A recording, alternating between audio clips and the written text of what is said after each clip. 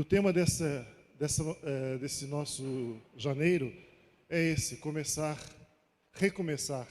E hoje, especificamente, nós vamos estar falando sobre recomeçar depois do pecado. Depois do pecado. A gente sabe a dificuldade que há do recomeço.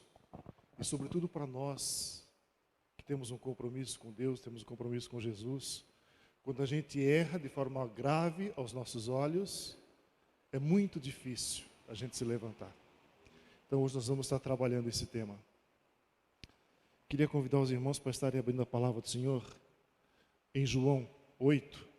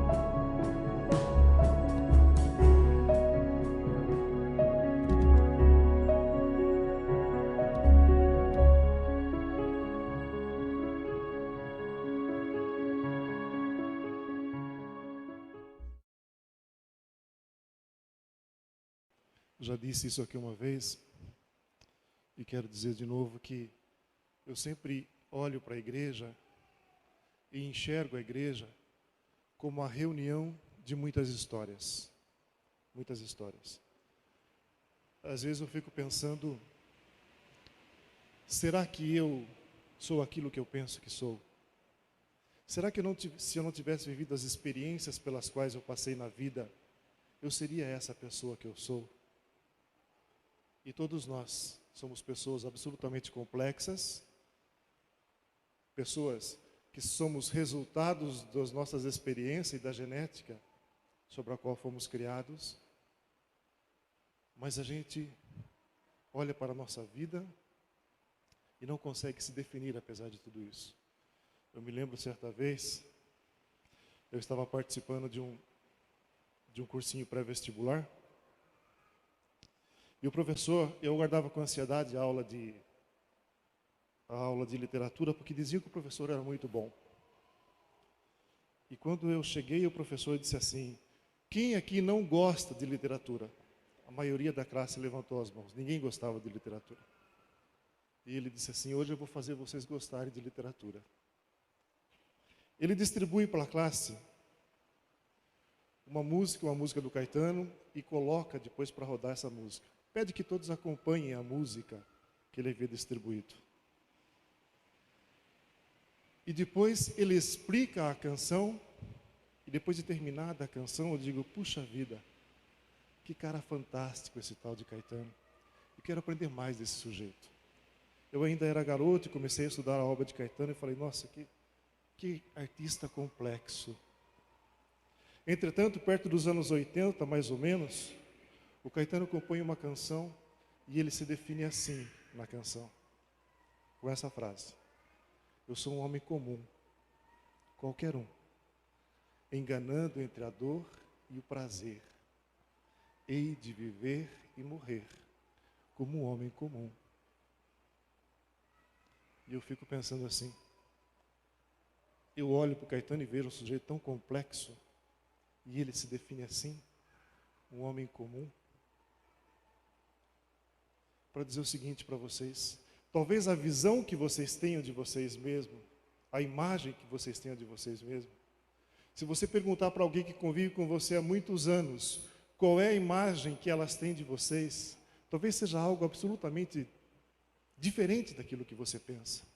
O que você pensa a respeito de você não é exatamente o que as pessoas pensam a respeito de você, e não é exatamente aquilo que Deus enxerga da sua vida. Na nossa complexidade, a gente não consegue se definir. O estranho é que tem pessoas que olham para a vida da gente e nos reduzem a apenas uma palavra. As pessoas olham para um sujeito e a partir do trejeito da pessoa, bota logo um carimbo na cara dele: este é homossexual, sem conhecer a complexidade daquela pessoa. A gente olha para as pessoas, o sujeito é meio calado, triste, e bota logo um carimbo: esse é esquisito, estranho. A gente reduz as pessoas a uma única palavra, sem conhecer a história dessa pessoa, sem saber a complexidade da vida que foi aquela pessoa. Estranhamente, a gente faz isso. Quando adolescente, eu era um sujeito tão complexo e complexado, que eu me detestava. Eu me olhava para o espelho e me achava feio, eu achava que eu era muito magro, muito alto. Eu já tinha essa altura que eu tinha, só que eu era magro e muito feio. Pele cheia de espinha, ainda tinha o cabelo tudo enroladinho, quando eu ainda tinha cabelo. E as pessoas, como eu jogava no time de futebol da escola, as pessoas olhavam para mim e diziam: lá vai o Sócrates. Lembra do Sócrates? Eu já era um sujeito complexado porque era feio, e me comparavam ao sujeito mais feio do futebol brasileiro. Me chamavam de Sócrates não é porque eu era bom de bola, mas porque eu era feio, tal qual o jogador. E todas as vezes que me chamavam de Sócrates, o meu complexo e minha dor aumentava. Eu não era mais o Edilson, eu era o Sócrates, o magrão. Me reduziram ao Sócrates. O Antigo Testamento está cheio de pessoas e de personagens que tentaram rotular também. Vejam que Abraão, para alguns, é apenas o mentiroso. Jacó, o trapaceiro. Moisés, o assassino. Isaías, o pecador. Davi, o mulherengo. No Novo Testamento, a mulher de Samaria, aquela mulher religiosa de quinta categoria. Mateus, o publicano, porque era visto como traidor e roubador. Tiago era o zelote, porque participava de um partido político da época. Pedro era o negador. Saulo, o perseguidor da igreja. Mas Deus não permitiu que essas pessoas fossem limitadas a um rótulo. Deu a cada uma dessas pessoas uma história muito mais bonita do que simplesmente se poderia reduzir numa palavra. Uma palavra. Nós não somos apenas uma palavra. A nossa vida, a complexidade daquilo que somos não pode ser reduzido apenas uma palavra. O gordo, o magro, o ateu, o homossexual, o afeminado. Nós somos muito mais do que isso. E Deus nos cria para viver a complexidade daquilo que nós somos.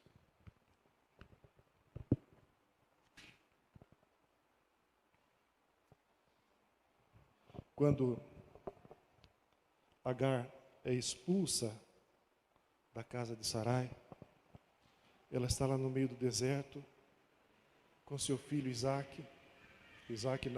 Ismael, na iminência da morte do seu filho. Ela fica apenas esperando e Deus vai ao seu socorro. E depois que Deus lhe instrui, ela diz: Tu és o Deus que me vê. Tu és o Deus que me vê. As pessoas olham para nós e enxergam apenas um rótulo. Mas o Deus que nos criou nos enxerga na complexidade daquilo que nós somos. Tu és o Deus que me vê.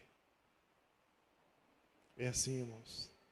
Deus olha para cada um de nós e nos enxerga. Sabe exatamente quem nós somos.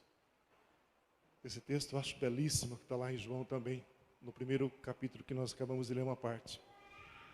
Ao ver Natanael se aproximando, disse Jesus: Aí está um verdadeiro israelita em quem não há falsidade. Perguntou Natanael: De onde você me conhece? Jesus respondeu: Eu o vi quando você estava sentado debaixo da figueira, antes de Filipe o chamar. Então Natanael declarou: Mestre, tu és o Filho de Deus, tu és o Rei de Israel.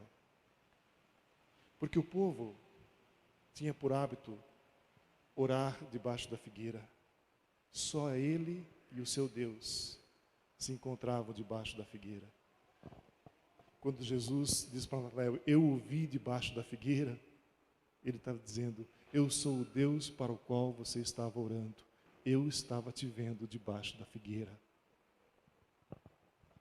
O Deus que nos enxerga debaixo da figueira é o Deus que nos conhece profundamente. E nós não temos outra coisa a fazer a não ser admitir que estamos diante do seu Deus, como fez Natanael.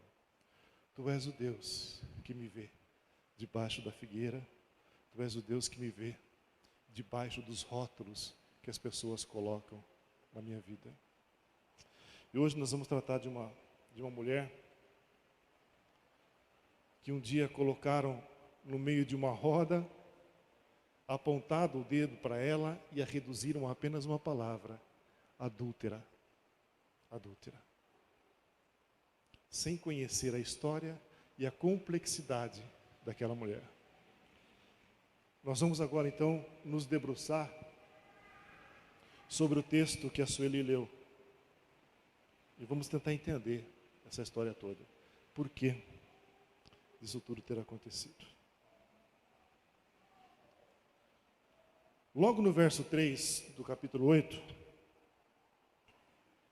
está escrito assim: Os mestres da lei e os fariseus trouxeram uma mulher surpreendida em adultério. Fizeram-na ficar em pé diante de todos. Olha quem eram os acusadores daquela mulher: os mestres da lei e os fariseus. Um dia, Jesus olhou para esse tipo de gente e disse assim: vocês são hipócritas, raça de víboras, vocês são igual sepulcros caiados, vocês aparentam ser aquilo que não são, vocês gostam de parecer aquilo que absolutamente não são. Sepulcro caiado nos remete a tanta coisa, irmãos. A gente podia pensar em tanta coisa a respeito disso.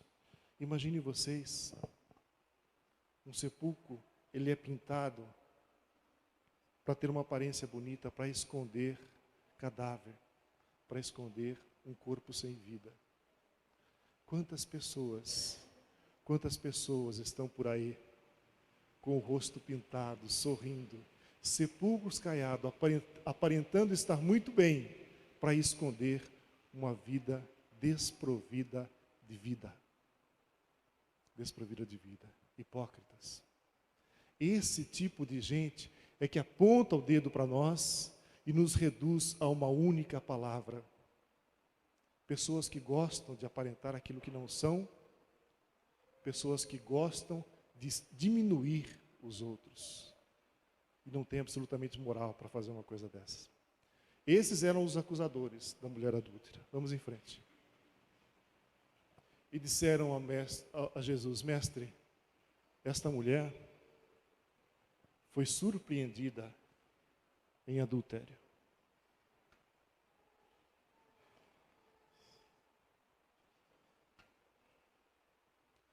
Esta mulher foi surpreendida em adultério. Reparem, irmãos, que o hipócrita, ele desumaniza as pessoas. Ele desumaniza.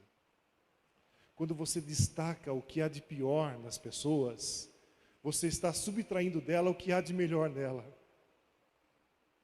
Esta mulher foi surpreendida em adultério. É só isso. É só isso. Essa mulher é só isso. Quando você destaca o que há de errado na vida das pessoas, você está diminuindo a vida dela e desumanizando essa pessoa. A gente tem que tomar muito cuidado quando alguém vem falar com a gente, falando mal de outras pessoas. Em geral, o que ela pretende é diminuir essa pessoa. Diminuir. Desprezando tudo que a pessoa já tem de bom ou já fez de bom. As pessoas, os hipócritas, querem exatamente isso, desumanizar os outros. Mas nós somos pessoas. A gente tem sensibilidade, a gente chora, a gente ri, a gente canta, a gente tem dor de barriga, a gente vai ao banheiro. A gente tem sensibilidade. Sensibilidade. Que história é essa de apontar o dedo para a gente e nos reduzir a apenas uma palavra? A gente é gente. Os hipócritas, eles destacam o defeito dos outros para amenizar sua própria culpa, para esconder aquilo que eles realmente sentem. Entendem isso? O sujeito é um adúltero e talvez o sujeito que esteja apontando o dedo, dizendo que a outra pessoa é adulta, está falando dele mesmo. Está falando dele mesmo. Tentando se esconder atrás do erro dos outros. Vamos em frente. A lei de Moisés nos ordena apedrejar tais mulheres. Irmãos, vocês acreditam mesmo que pessoas com pedras nas mãos, prontas para atirar contra alguém, está procurando justiça? Que justiça há nisso? As pessoas querem a condenação. Condenação. Não importa. Aquilo ali virou um tribunal. E naquele momento as pessoas com a pedra na mão estão prontas para executar uma sentença. Não estão à procura de justiça. Absolutamente não querem justiça. Querem a condenação. Quando Pilatos chega diante do povo e coloca Jesus e diz: eu não estou vendo pecado nenhum. O povo diz: não importa, crucificam-o, crucificam-o, crucificam-o. O povo quer condenar. Diferente de justiça. E a gente tem que tomar muito cuidado, porque hoje em dia as coisas estão tão terríveis que as pessoas estão querendo fazer justiça pelas próprias mãos. Ninguém mais tem tolerância com as coisas. Pega um sujeito roubando e a primeira providência que a gente quer tomar é fazer justiça. É bater no cara, judiar do cara, humilhar o cara, se for possível matar o cara, sob o pretexto de fazer justiça. E quem diz que isso é justiça? Quem diz que isso é justiça? As pessoas não querem justiça, querem condenação. Tome muito cuidado quando vocês veem manifestações populares, pessoas gritando justiça, justiça, justiça. Elas querem a condenação, condenação, condenação. Quem somos nós para estabelecer qual é o critério de justiça? Quem somos nós para conhecer as pessoas, para exigir justiça? Nós temos aqui alguns advogados, o Javes, a Campanati. Existe justiça, Javes? Existe.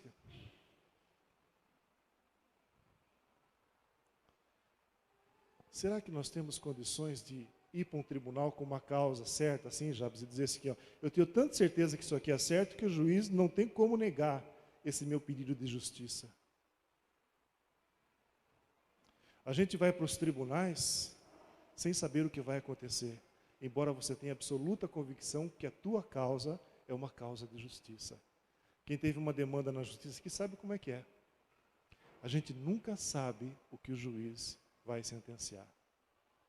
A justiça é um conceito tão relativo que só há um juiz justo. Os demais é a justiça dos homens. E tudo pode acontecer quando a gente vai para a justiça. Eu me lembro na primeira aula que eu tive de direito, o professor chega na classe e diz assim para nós, viu? Vocês que são idealistas, alunos que vieram fazer direito e busca de justiça, saibam de uma coisa, justiça não existe. Justiça não existe. O advogado que tem maior poder de convencimento, que tem mais conhecimento jurídico, esse é capaz de convencer o juiz a sentenciar pela sua causa. Não significa que seja justiça. Não é isso, Jabes? Não significa. E assim as pessoas vão por aí, pela rua, achando que estão fazendo justiça, querendo apenas condenação. Tem que tomar muito cuidado com isso, meus irmãos. A Bíblia diz que só há um justo juiz. Um justo juiz. Mas aqueles caras se achavam no direito de fazer justiça. Vamos na sequência. Também o homem, diz lá em Levítico, que adulterar com a mulher de outro, havendo adulterado com a mulher do seu próximo, certamente morrerá o adúltero e a adúltera. É o que diz lá em Levítico. Estavam os dois ali na hora? O homem e a mulher? Do casal, qual foi aquele que foi levado para ser apedrejado? Embora a lei condenasse os dois, os hipócritas são seletivos. Os hipócritas são seletivos.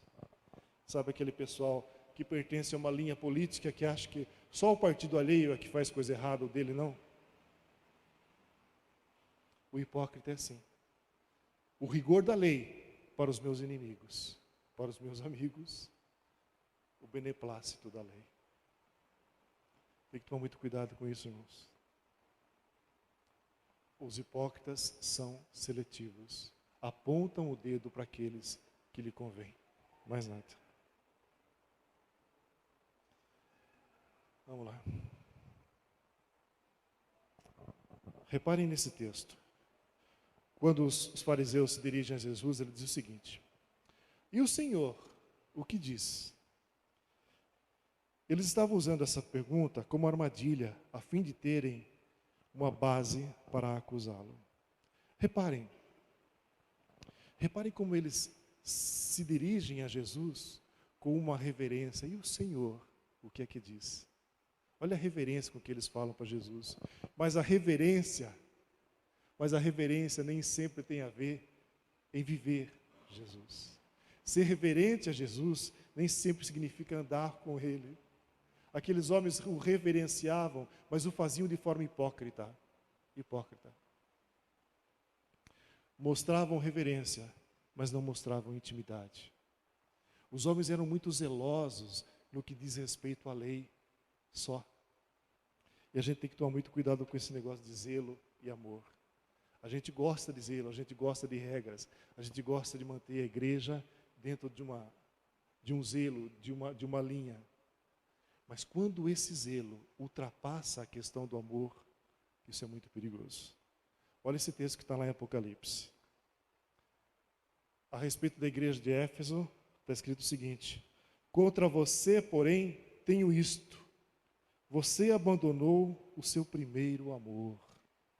Olha só, a igreja de Éfeso havia se tornado uma igreja legalista e farisaica, muito zelosa, mas desprovida de amor. Muito zelosa, mas desprovida de amor. Observem o seguinte: Fanáticos religiosos matam por causa de zelo. Matam por causa de zelo. Saulo perseguia a igreja por zelo às leis. A gente tem que tomar cuidado quando o zelo ultrapassa o amor, que é o vínculo da perfeição. O vínculo da perfeição. O zelo é importante, mas não pode ser maior que o amor. Aqueles homens eram muito zelosos na hipocrisia que eles estavam vivendo. Se algum de vocês estivesse em pecado, seja o primeiro a atirar a pedra. Se algum de vocês estivesse sem pecado, seja o primeiro a tirar a pedra. A Bíblia diz em Romanos que não há um justo sequer. Todos pecaram. Todos pecaram. E observe o seguinte: quando Jesus fala, quem não tiver pecado que atire a primeira pedra, ele está dizendo o seguinte, ele não disse assim, quem não for adúltero entre vocês que atire a primeira pedra. Ele fala, quem não tiver pecado. A gente tem mania de colocar os crimes sexuais como pecados maiores, mas Jesus nivela todos os pecados aí, olha. Aquele que não tiver pecado, não somente aquele que tiver pecado do adultério, que atire a primeira pedra. Olha que coisa curiosa. E diante dessa situação, ninguém atirou pedra, porque todos tinham pecado. Todos tinham pecado. Qualquer pecado. Não exatamente o pecado do adultério. Todos os pecados estão no mesmo nível. Não é uma coisa curiosa isso? Algo para se pensar? Se algum de vocês estiver sem pecado, Jesus não falou de qual pecados eles estavam tratando. O fato é que nós não temos condições de julgar ninguém. Cada um de nós deve seguir a sua vida e cuidar dos seus próprios negócios, porque todos somos carentes da misericórdia do Senhor e não temos condições de apedrejar ninguém. Esse cara aí, esse tal de Gilberto Denucci, ele é um professor da USP. Ele tem uma tese muito interessante, muito curiosa. Ele diz que as pessoas, elas caminham pela vida em fila indiana, um atrás do outro. E elas carregam duas bolsas. Na bolsa da frente, elas levam as suas virtudes. Na bolsa de trás, os seus defeitos. Então a gente segue nessa fila indiana, sempre olhando as nossas virtudes, que estão na bolsa da frente, e o defeito do nosso colega, que está na nossa frente, e carregando na bolsa de trás. A gente só enxerga as nossas virtudes e os defeitos dos outros. Olha que teoria interessante. Não é uma coisa curiosa? Aqueles caras estavam ali, olhando para o adultério daquela moça. Até a hora que Jesus falou, olhe também para a bolsa que está nas suas costas. Observem os defeitos que você tem. Algo para a gente pensar. Todas as vezes que a gente se propor a tirar uma pedra, lembre-se que você carrega duas bolsas. Mulher, já chegando para o finalzinho. Onde estão eles? Ninguém o condenou? Eu também não te condeno. Lá no Salmo 51, logo depois de Davi ter pecado adultério, ele se coloca diante do Senhor e diz o seguinte: Senhor, eu pequei somente contra ti eu pequei. Observem, quantas pessoas havia envolvidas no adultério de Davi, além de Betsabá, o marido dela, e outras pessoas que podiam fazer parte do círculo daquela família. Ele destruiu a vida de muita gente. E depois ele se coloca diante do Senhor e diz: somente contra ti eu pequei. Somente contra ti. Observe mais uma coisinha, meus queridos. no fim de toda essa história, o único ofendido era Jesus. Era Jesus. Quando a gente tenta condenar e humilhar alguém que é objeto do amor de Jesus, a gente está ofendendo o próprio Pai. Porque todos somos amados por Jesus. E olha o que Jesus diz no finalzinho. Agora vá e abandone a sua vida de pecado. Outras traduções dizem, vá e não peques mais. A palavra de Jesus para aquela mulher era uma palavra de esperança. Uma palavra de renovo. Você pecou, é fato. Mas que tal recomeçar? Recomece. A vida é cheia de recomeços. O Senhor sempre nos possibilita a condição de começar de novo.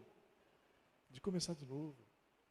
A gente erra, a gente pisa na bola, e a palavra diz que se você reconhecer o seu pecado diante do Senhor, mudar os seus caminhos, é te dada a oportunidade de começar de novo. Você está perdoado dos seus pecados.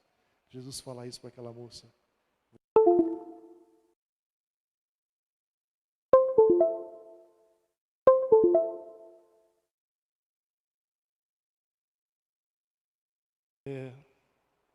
Há muitos anos,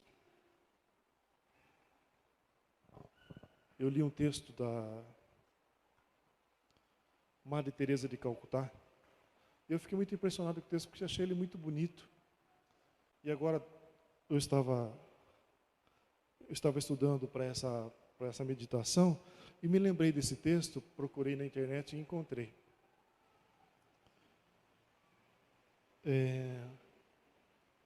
Da mesma forma como eu sofria quando alguém me apontava o dedo e me chamava de magrão, ainda bem que chamava só de magrão, né? Tinha tanta coisa ruim que podia me chamar.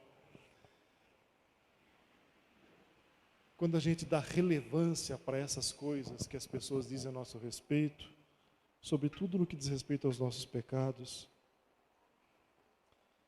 A propósito disso, eu queria ler um texto para vocês, é bem curtinho, dessa humanista. É um texto belíssimo. Ela diz assim, muitas vezes as pessoas são egocêntricas, ilógicas e insensatas. Perdoe-as a si mesmo. Se você é gentil, as pessoas podem acusá-lo de ser egoísta, interesseiro. Seja gentil a si mesmo. Se você é um vencedor, terá alguns falsos amigos e inimigos verdadeiros. Vença a si mesmo. Se você é honesto e fraco, as pessoas podem enganá-lo. Seja honesto e franco a si mesmo. Se você tem paz e é feliz, as pessoas podem sentir inveja. Seja feliz a si mesmo. O bem que você faz hoje pode ser esquecido amanhã. Faça o bem a si mesmo. Dê ao mundo o melhor de você, mas isso pode nunca ser o bastante. Dê o melhor de você a si mesmo. Veja você, que no final das contas, é entre você e Deus, e não entre você e os homens. Contextualizando o texto, eu diria o seguinte: o nosso problema, a nossa questão é com o nosso Deus, nunca com o hipócrita que aponta o dedo para a gente. Não importa do que estamos sendo acusados, o nosso problema é com o nosso Deus. É com Ele que nós temos que resolver as nossas questões. Sabe, gente? Que se lixem os nossos acusadores. Não temos que dar satisfação para ninguém. Não para esses caras. Não para esse tipo de gente. A gente tem que se colocar diante do Senhor. Falar, Senhor, eu sei que eu errei, mas é no Senhor que eu estou pedindo misericórdia. Estou pedindo desculpas e estou pedindo correção. O nosso problema é sempre com Deus, nunca com as pessoas. Um dia Davi teve que fazer 3 opções, entre 3 opções escolher uma. Ele havia cometido um pecado, uma falha, e foi-lhe dada 3 opções. Olha o que ele escolheu. É grande a minha angústia. Todavia, prefiro cair nas mãos do Senhor pois é grande a sua misericórdia, e não nas mãos dos homens. Não nas mãos dos homens. O nosso Deus, que conhece a profundidade da nossa complexidade, é capaz de nos entender naquilo que estamos falhando e nos perdoar. A gente não consegue se esconder diante do nosso Deus. É bem melhor cair na mão da justiça do Deus justo do que na mão daqueles que querem fazer justiça só para condenar. Só para condenar. Eu queria encerrar com esse salmo de Davi, com esse verso do salmo de Davi. Ainda no Salmo 51, logo depois que ele havia pecado de adultério, como eu já disse, ele levanta um clamor ao Senhor e diz assim: Senhor, cria em mim um coração puro e renova dentro de mim o meu espírito estável. O que Davi estava dizendo é o seguinte, as tentações vão continuar por aí, as mulheres bonitas vão continuar por aí, os homens bonitos vão continuar por aí, a ganância vai continuar por aí, mas é em mim que eu quero a mudança. Cria em mim um coração novo para que eu possa enfrentar essas tentações e sobreviver. As mudanças têm que acontecer a partir de nós. Muitas vezes nós esperamos que a solução venha de fora. É com a gente. Deus tem que criar na gente um coração novo e um coração puro para vencer as dificuldades.